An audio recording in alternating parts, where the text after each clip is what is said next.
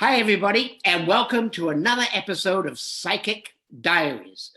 Today, we're very, very happy to get a few words of wisdom from the wonderful Michelle Pillar, who is an astrologer extraordinaire and has worked in theater, film, and in corporate events. But astrology, I believe, is her love. Now, as every good interviewer does, I have to do a disclaimer. Michelle and I have known each other for many years. So not that that's going to make me biased. If there's a big, tough question comes up, I'll still ask it. So anyway, welcome, Michelle. Thank you. Thank you, Michael. And hi, Jackie. And hi, Michelle. Thanks for inviting me. I'm so excited to be able to talk with you about astrology and about what's happening these days. And just to see your beautiful faces. That's very nice. So before we get into these days, can we sort of, just for the viewers, like start at the very beginning, like what got you interested in astrology to begin with? That's a great question. I've always been completely drawn to the stars from like even as a child, and I don't know where that came from, Michael, but honestly, as a very young girl, forgive me, I'm a Pisces, so I'll take a little bit of poetic license here. I used to get terribly mopey, as a Pisces can, and when I was especially sad, for reasons that I didn't understand, I would simply look up at the sky, at the night sky, up at the stars, and I found it comforting. And I somehow felt as though I was connected to those stars. I had this idea that maybe my home was really on the stars. And I've always been so drawn to them that it's a wonder I didn't actually jump into astrology as early as I could, but actually I really didn't start to study it in earnest until about the year 2000. And the only reason that I jumped in, I dove in head first and began to self-study astrology literally 12 hours a day. The only reason I did that was because at that point my theater work was dead in the water. I felt like I was the one and only actor who had no summer work at all. All of my friends had gone off to do shows. My spouse was away doing shows, and I thought, well, we've got nothing but time here. And I pulled out a few books, astrology books that I'd been collecting over the years that I'd never actually read. And that was it. Once I started reading, this fire was ignited in me and I couldn't put the books away. I pulled out my own chart. I began comparing what I was reading to what I could see in my chart so that I could learn more about me. And the more I understood some of my own potentials and pitfalls, the more I realized the tool of self-discovery and self-evolution that astrology offers. Wow. No, that's fascinating. When you said you look up at the stars, for some reason, I guess because I like musical theater, I can't be in it because I can't sing, as you know, but it made me think of Javert's song, like stars in their multitudes, silent and something. Oh, yeah. Keeping watch in the night. I know, because stars are so fascinating. So do you think that, you say you waited till you were around 20 before you got, around 2000, until you got into, really into the astrology like you do now. Yeah. So this may be a silly question. Do you think that was something that was in your stars to do? That's a great question, actually.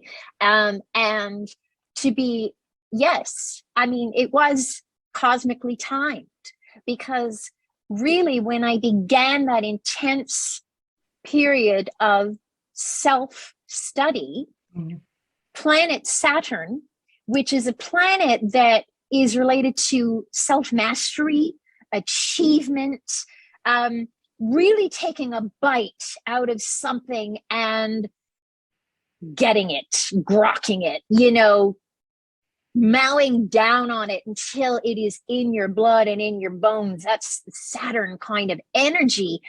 And Saturn had just moved into the area of the chart known as your ascendant. And that was an important passage. If I hadn't been learning astrology at the time, perhaps another astrology would have said, Michelle, it's time for you to begin a new project in earnest. It needs to feel meaty and weighty. It needs to feel like there's enough there for you to stay the course and stay committed with it. Because if you really go with it, Saturn cycles they last between 27 to 32 years. This is a long-term thing. You must feel as though it's something you could devote your life to. And that was Saturn crossing my ascendant, and bing, a little timer went off. Yeah. And there I was studying astrology. When you were saying you were looking at the stars and just that thought of just stood there looking at the stars gives you a feeling of a connection somehow. A lot of people get confused between astrology and astronomy, because of course in astronomy you study the stars, don't you? So do you think the two go together? How do you see that working? They are together. I would like to call them siblings. And perhaps there's been a tiny little rivalry between the siblings. In the ancient days, astrologers were known as astrologers, and they were astronomers. Astrology is actually the mama of astronomy. So the way that they pair off now is astronomy has, it's the actual looking through the telescope, looking at distant celestial objects, be they planets or stars, constellations. Astrology, on the other hand, is the interpretation of the symbology behind these stars and planets. There are symbols in astrology, they're called glyphs, and they represent the various planets and stars. And for those that are looking at the art side of the stars, it's about divining the messages, the meanings of these symbols. In astronomy, we will look at our telescopes and be amazed by the visual spectacular light show, and we will ask questions like, how many light years away is this stellar object from us? How much radiation do we receive or not from it?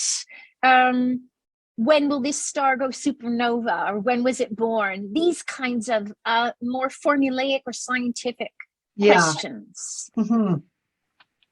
Yeah, well, thank you for that, because it is a little bit confusing, isn't it? You think, well, they're the stars, and they're, that's the moon, and but I understand that now. It's more like that's the science behind it, rather than the interpretation of how much you can learn from it.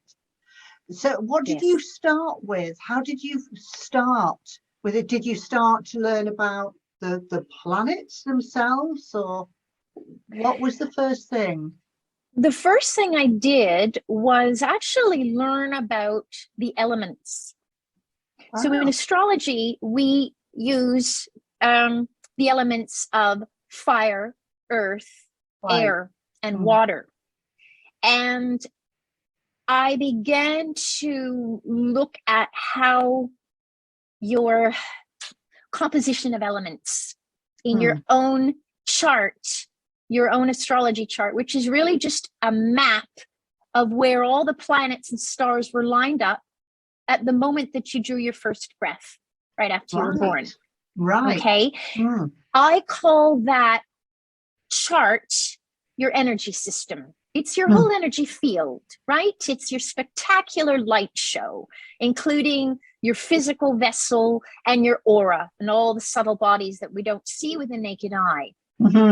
So I began to learn about how the compositions of elements in your own personal chart or energy field, how they move you, how you work with them.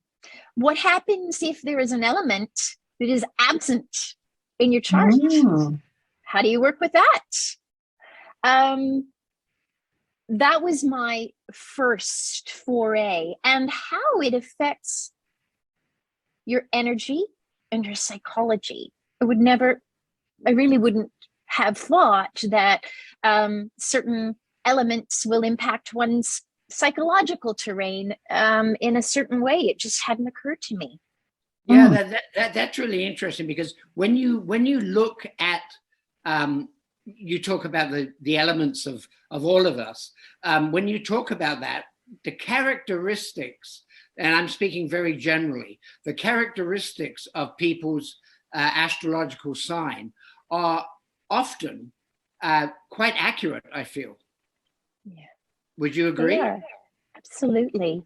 Because the reason why they're accurate, Michael, is because when we are really looking at a person's individual birth chart and energy field, we're looking at the way that the elements are configured, the way that light itself is configured to create that particular person.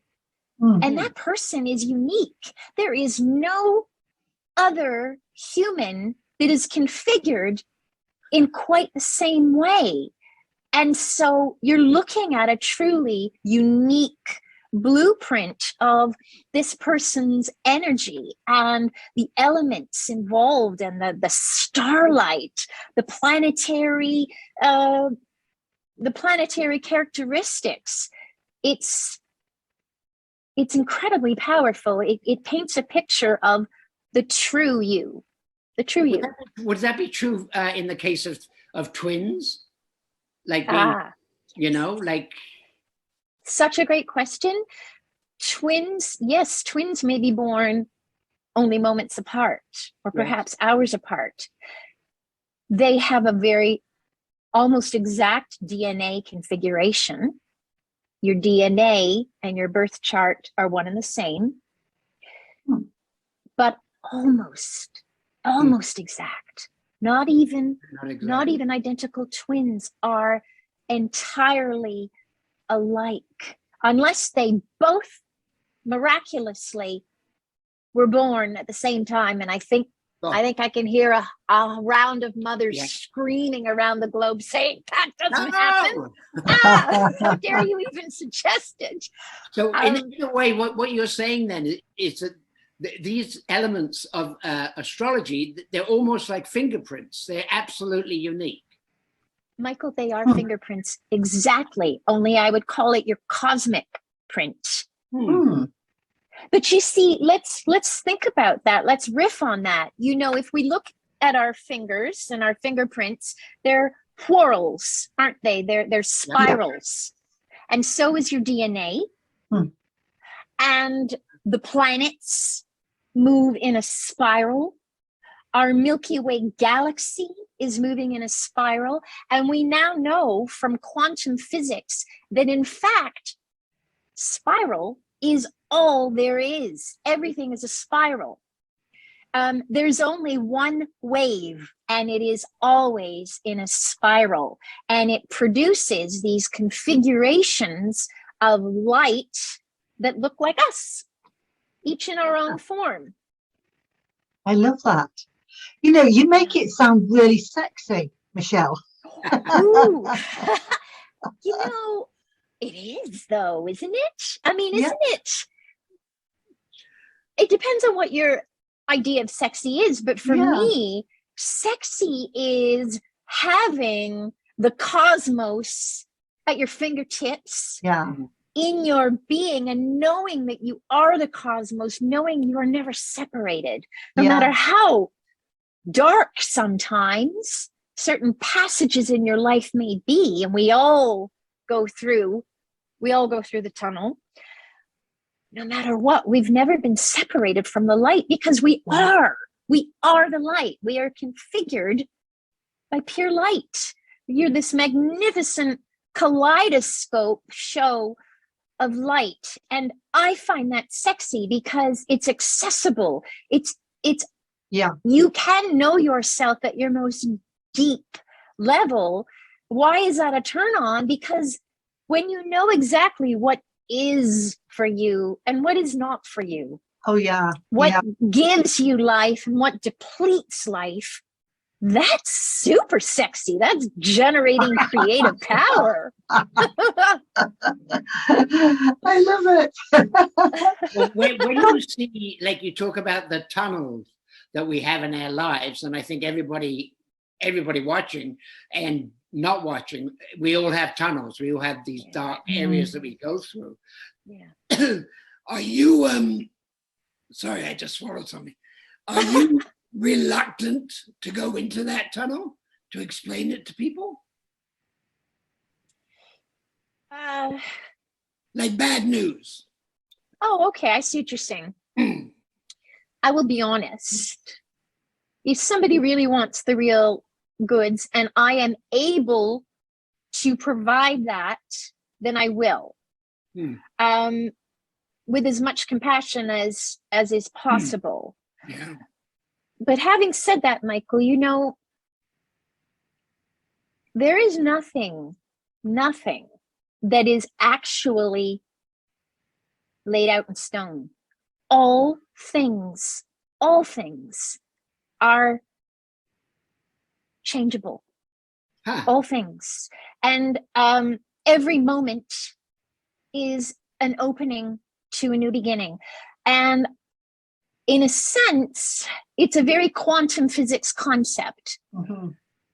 We are only ever in this grand now with a capital N. It just feels as though our life is broken up into sequences of past and present and awaiting the future. That, again, we need to look at it with the spiral in mind. Where are you going to find a past, present, future, or a beginning or an ending in a spiral? No, you're not. So we have to sort of bend our minds, right? To say there is only ever now.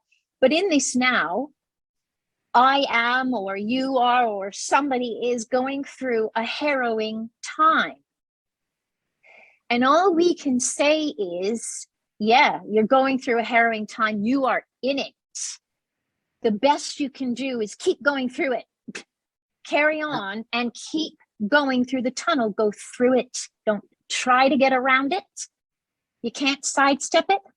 You can't avoid it. You can't hide from it. Once you're in it, you're in it. So then be in it. Be in it. Breathe and say, well, here I am now.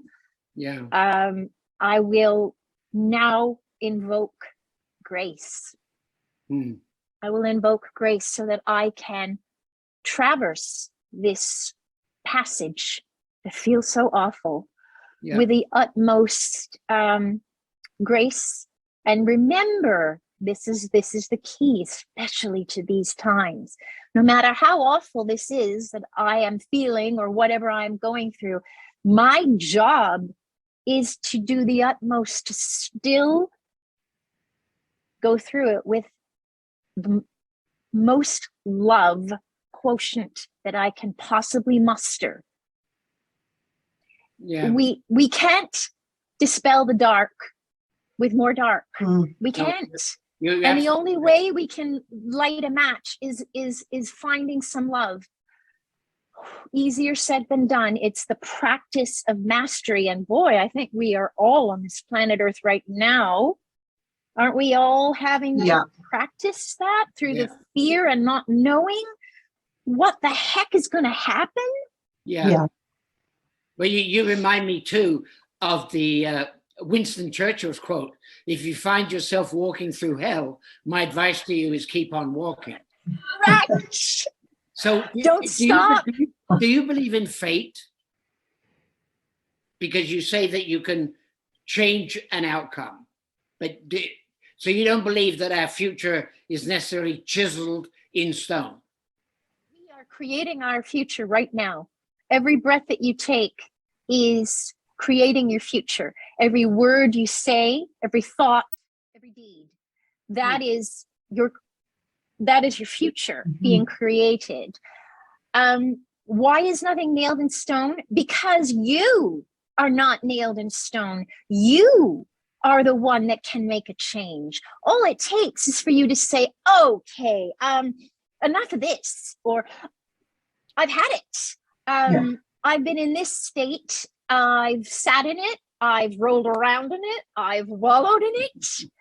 And I'm quite bored with it now. So let me find another way to express what's happening with me, something that'll be at least more interesting than what I'm doing right now. And it's okay. When I say that, I don't judge. We've all had a need to sit and roll around in the muck, wallow in it, and go, I don't like it. We've all, it's human, it's normal. So we'll have compassion, but then we get bored with ourselves, don't we? And we say, right, that was, I've done enough of that. Now I'm ready to do something. And now, Michael, I've lost the absolute thread of your original question. No. What you said was great. I think it was right up the alley. I mean, like you say, that's our future. You know, to lose track of the question is the future. Yeah, the question too. There it is. This is all part of that mystic map that you were talking about, isn't it? And I know that's the name of your website as well, isn't it? The mystic map. That's right, Jackie. And I call it mystic maps because you are the map. You are the map. You are the destination. That's interesting. You are the key to unlocking your map. You are the whole deal, right? In showbiz, we would say you're the writer, the director, the star, the scene, the set designer. You are it. And it's rather self-empowering. Now, it also means it's on you. If your life is going really great, good on you. You created that. If your life isn't, oops, take a look at how you got to where you are, because it didn't happen from somebody or something out there. Right. It came from within here. And then we have to go back to self-compassion. Right. I'm in the Winston Churchill hell. I'm going to feel compassion for myself, and I'm not going to judge myself. I don't need to do that. That won't help. But I have to look at how I got here. Okay, let's see if we can follow the trail backwards. Remember when I made this choice? I could have made another choice. Maybe that would have been a little more helpful or life-giving. Yeah. And now I know I can make a different choice. We can always make a different choice. But the astrology seems, though, and we all three were saying, like, you know, astrology is, you were saying astrology is the big sister of astronomy. But the way you're describing a lot of the astrology now, it's almost like it's akin to psychiatry. Like we should use it as a tool to help us. You know, like when one reads your, not yours, but when one reads an astrology thing in a newspaper, because we all know that that's done for the masses. And if it's good, we all want to go like, hey, that's great, I'm going to do this. And if it's bad, we go, I don't believe in that crap. Yeah, I know. Yeah. I think we do that with everything, astrology and otherwise, don't we? Yeah, yeah. You know, it's astrology if we come back to your question around, is there such a thing as fate? I'm going to say to you, not in my opinion. I'm going to say there is such a thing as dharma. Your current, what are you doing with your energy, with your life force? There's dharma, which is being right here in the now and making your path and walking it. And then there's karma, which is kind of the fruits of your labor, the rewards, and the balances of choices made. And I think that karma can sometimes feel like fate. But Carl Jung said that fate is nothing more than your unconscious behavior coming back. I mean, I'm paraphrasing, but that's the gist of it. I prefer to think of we walk through this with our eyes open, and it's a path of dharma, which is a path of presence with a capital P and being in the now. I think that helps us move away from karma and puts us into the position of being in the what a quantum physicist will call the 0 point, the quantum field where all things are possible, and what happens next is determined by where you focus. Yeah, I like that. I had this image of this map, and you saying, everybody, we are the map. We are the map. And it's just that some people will not realize that in actual fact, they are the reason why they are in that karma state, or instead of the dharma state. That, it's because of so and so. If it hadn't have been for so and so, I would never have been in this position now. But you made that choice. That was your choice to make that. And I think that's the hardest thing anybody can ever do, is to do that work that we all should do. And I know that's what you help people to achieve, is to understand that this is where we are, the choices that we've made. And I had this wonderful image when you were talking about the map, and you were saying, oh, well, we are the map. Of going into a store to buy a map because you're going on a journey. Before we had, the mobile phones, the cell phones and everything to work everything out for us, is to get the map there. Like, this is where we're going to. I'm plotting my journey out now.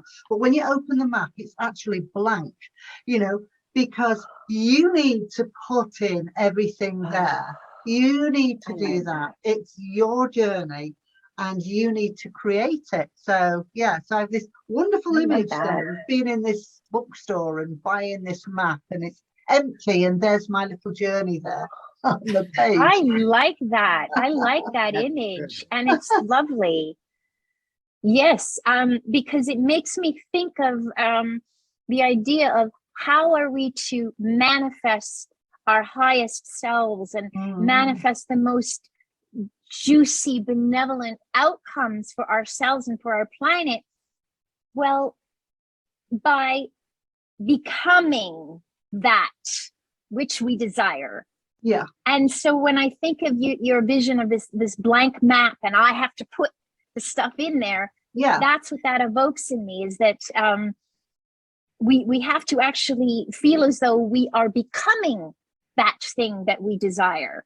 Yeah. We align with it by essentially becoming it. And when you do that, nature configures your environment to match what you're aligning with, right? It's just a nature of physics thing. It must be that way. But that's a lovely image. Thank you. Yeah, I got this.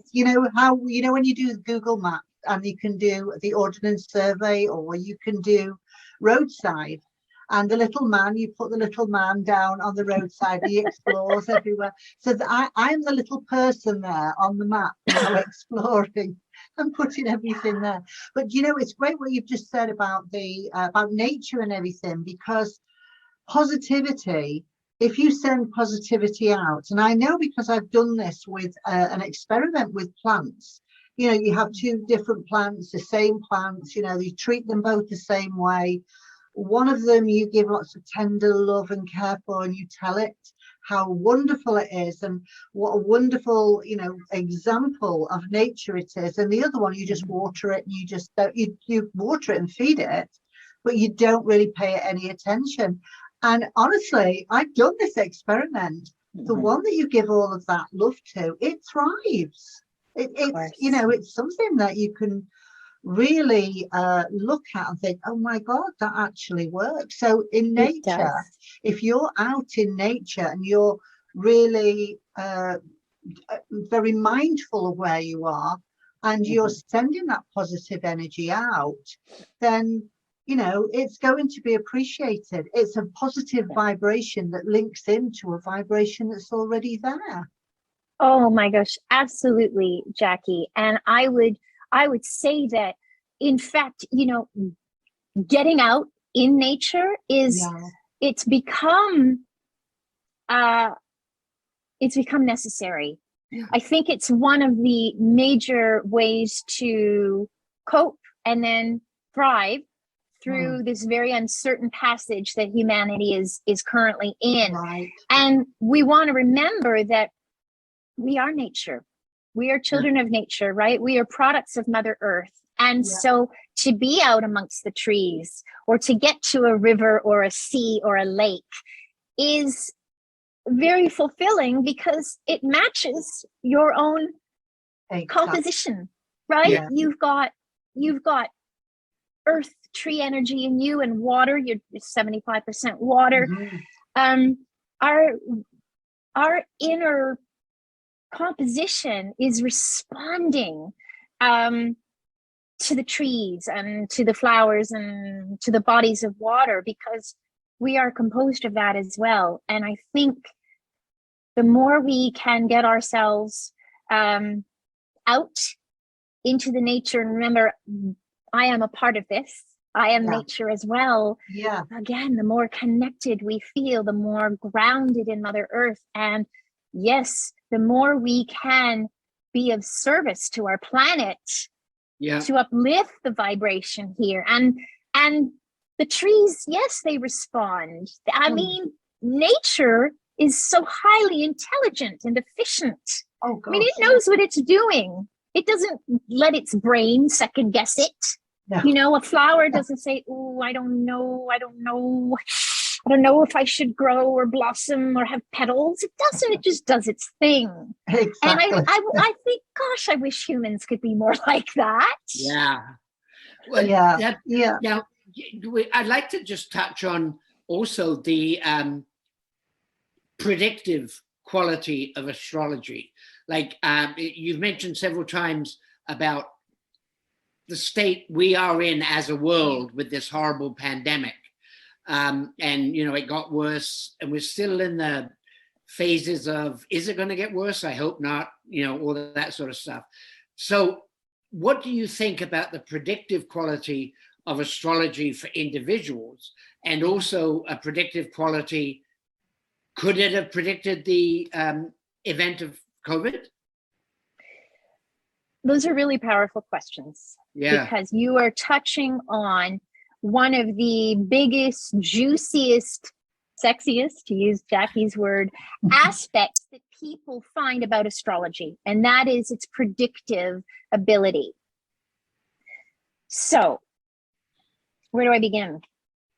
I'll start with throwing a little tiny pail of cold water on it. I think, frankly, we have moved out of predictive, because we've moved into, our planet is ascending. It is upgrading and becoming a multidimensional planet, where we could call it New Earth, we could call it heaven on earth, we could call it just a better place to live for all beings. We've moved into quantum time now. It's to be honest, the past has caught up with us. There's no more lag time. When you watch something now, you got to be careful. You'll manifest it immediately. This is why our thoughts today are incredibly powerful, because they are manifesting immediately, for better or worse. So we're really having to train our mind to become warrior-like and to put out only positive thoughts. So what does that mean for astrologers and prediction? Have I killed astrology and there's no more point in seeing an astrologer? No. How I handle the frequencies of this planet now is I talk about, these are the potentials that have opened up for you. In your divine timing, these are some of the possibilities that you're ready to embrace. And or if you ask me something I let's just say, if I am approached around how's my marriage doing, is it shaky, I can look and say, the potential is certainly there. There's a lot of rock and roll. There's a lot of turbulence in your relationship. What do you want to do with that? Because the turbulence is there. You're in a plane, you're going through the turbulence. Let's not pretend you're not. Let's not just say, oh, well, just ground the plane then. No, you're up there and you can't do anything about it. What do you want to do with this turbulence now? Do you want to use it to learn how to dance with the forces of creation and change and shifting? Do you want to use this turbulence as a type of scissor that will help unbind the relationship? What do you actually want? Now we give the power back to you. You're in turbulence. That you don't really have control over that. That's a nature thing. But what you do have control is, well, I'm in it. What do I want to do with it? How will I handle it? Yeah, does that make sense? Yeah, Perfect it does. sense. It does to me. Yeah, it makes perfect sense, because again, it's back to self and the map. Okay. Yeah. Now, not to kill everybody's love of prediction, I will say, can I look 70 years down the road and say, oh, there'll be turbulence on the horizon 7 years? Yes, I can give you a heads up. There'll be a really bizarre period where things feel untethered for you. Let's prepare for that now, so that when the turbulence is upon you, you will be zen with it, or whatever it is that you want to do with it. So we can be predictive in that sense. Yeah. But in another sense, we've moved into the pure now, where you're making it as you go along. Yeah. And that's with the COVID situation. Is that something that may have been predicted, but it is a period that as throughout the world, we all have to deal with it. How we deal with it is up to us as individuals. Yes. Absolutely. And right. that's how we come through the end of it, is again, it's all down to us. Do we sink or swim? It's up to us as an individual how we deal with it. Whatever those circumstances are, we can't change that, because it's happening within that vibration within the world. And so, we have to deal with it. So, okay, how do we deal with it? And there it is. And Jackie, so we take our individual energy and we decide, what will I do with this passage that I'm in? It's really uncomfortable, but it is what it is right now. And then we can enlarge our efforts by coming together, multiple individuals with the same desires and intentions, and heart space and frequency. Exactly. In fact, it's happening all over the world, isn't it? People are regathering, they are realigning, new alliances and soul tribes are forming, which is one of the beautiful offshoots of this time, is that it's forcing people to come together, and we come together as individuals and we work as a group and decide, okay, look, yeah, we're in it, but now let's work on how do we want to come out of it? Because we are in charge of that.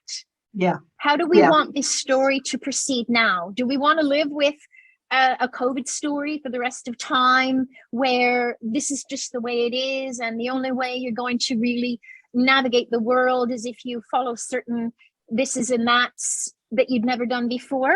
Because we can go that way. We can also say, you know, I really like some of the new developments that are happening, so I want to keep the good stuff. Exactly. But I don't like some of the developments that are happening, and I don't want to have those.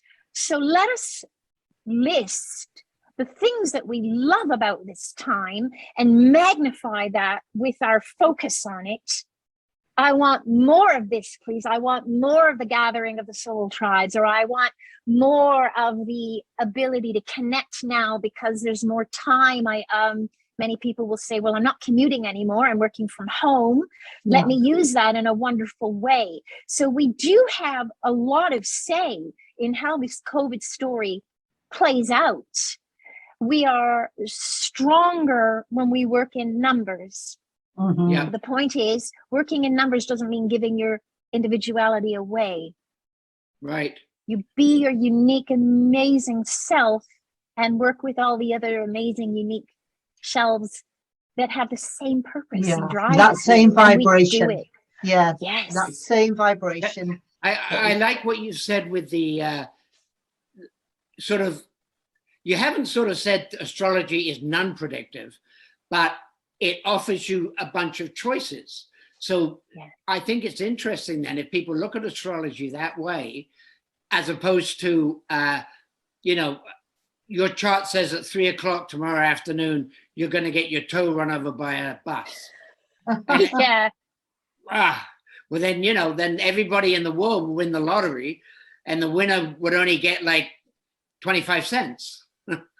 But I like the idea that if people contact you with the information that you require from them, that you can sort of do that map for them and they can sort of predict that, oh, I got to make some choices here. And then that, you're right, then that prepares them for, for any eventuality, I guess.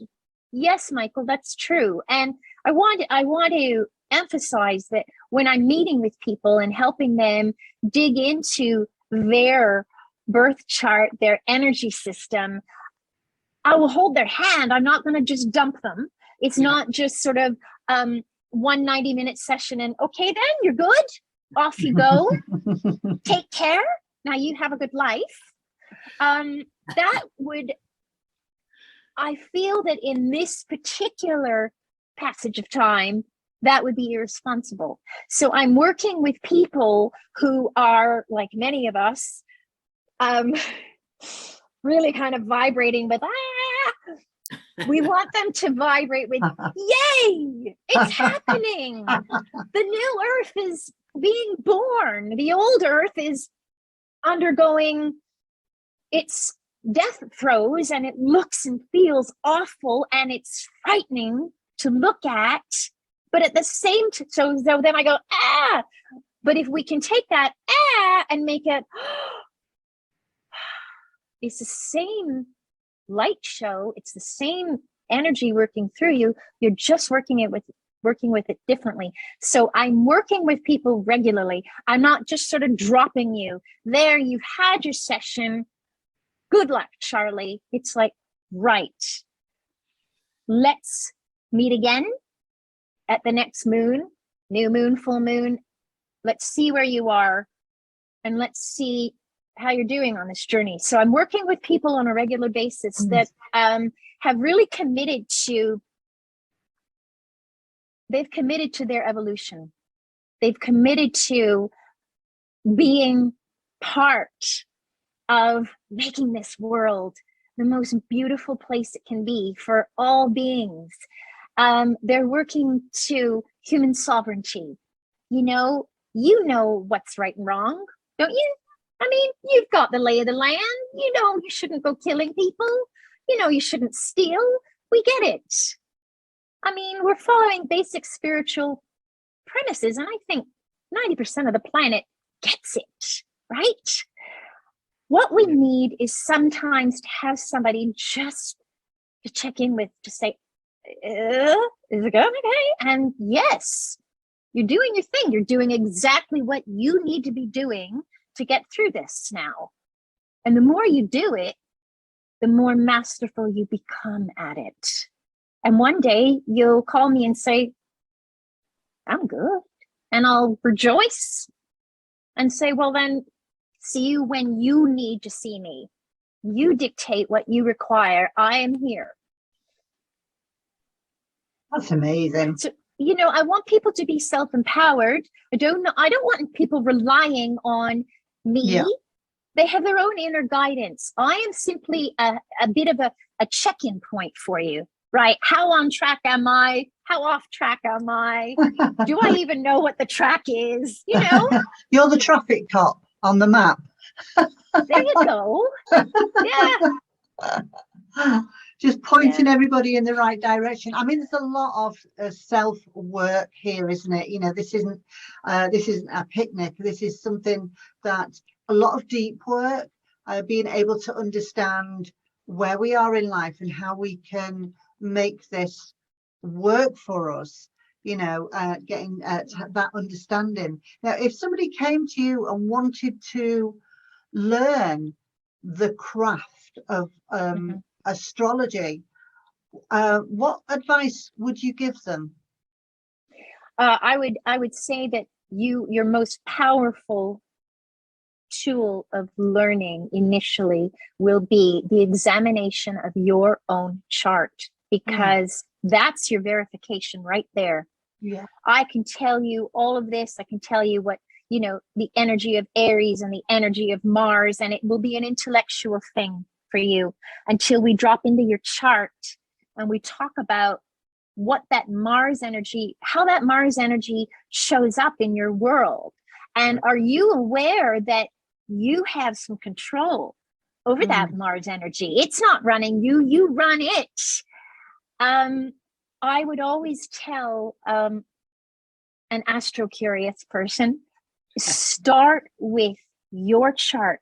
It is your primary validation. You know, if you'll read something and say yes or no, that applies to me or that doesn't. Your self-study is a powerful tool, and at some point you may feel like you need to reach out to another astrologer to fill in the gaps, to find out what do I not know. That's how I did it. And I'm always delighted to work with students. They're curious, they're passionate, they want to know themselves better. They want to perhaps go into practice themselves. And what could be more fun for me than helping other astrologers find their way? And I know a perfect way of them finding you, because we're going to put the details of your website at the end of this video. And people can also find you on Feathers Academy website, because we promote you on there because we think you're wonderful. I love feathers. Thank you so much for today, Michelle. It's been absolutely fascinating. It really, really has. And I shall say that, yeah, your future is written in the stars. Oh, that's beautiful. As is yours, Jackie, and yours, and Michael. And Michael's, yes, yeah. I'm so delighted to have been able to connect with you today, and I wish us all well through this most interesting time. I like that, most interesting time. Oh, thanks, Michelle. Oh, Thanks, my Michelle. pleasure. Thank you too. Bye, Michael. Bye, Jack. Bye.